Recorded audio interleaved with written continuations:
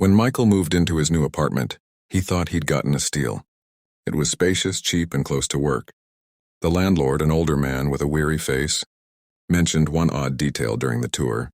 The room at the end of the hall has no light. Best keep it closed. Michael assumed it was just a storage room and didn't think much of it. On his first night, Michael noticed something strange. The room at the end of the hall wasn't just dark, it was pitch black, like a void that swallowed all light. Even with the hallway light on, the darkness remained thick and impenetrable. Curious, Michael pushed the door open and peered inside. The darkness seemed alive, almost tangible. He shone his phone's flashlight into the room, but the beam barely pierced the blackness. It felt like the light was being absorbed by something unseen. A chill ran down his spine. He quickly shut the door and decided to leave it alone. That night, as he lay in bed, he heard a faint dragging sound. He sat up, listening intently. It was coming from the hall, from the room with no light. A slow, steady scraping, like something heavy being dragged across the floor. Michael's heart pounded. He grabbed his flashlight, crept into the hallway, and approached the door. The sound stopped. Holding his breath, he opened the door and aimed his flashlight inside. Once again, the beam barely made a dent in the darkness.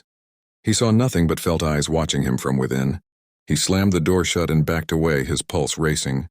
That night, he locked his bedroom door and kept the light on. For days, Michael avoided the room, keeping the door tightly shut. But every night, the dragging sound returned, closer and closer, right outside his bedroom. Finally, he'd had enough.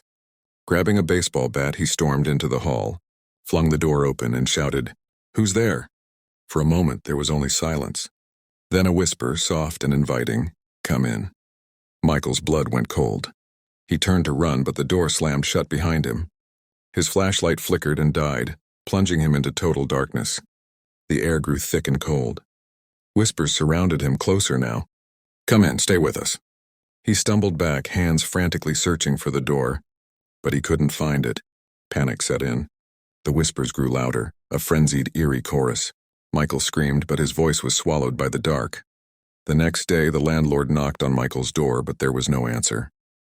Sighing, he let himself in. The apartment was empty. Only the door at the end of the hall was ajar, revealing nothing but darkness.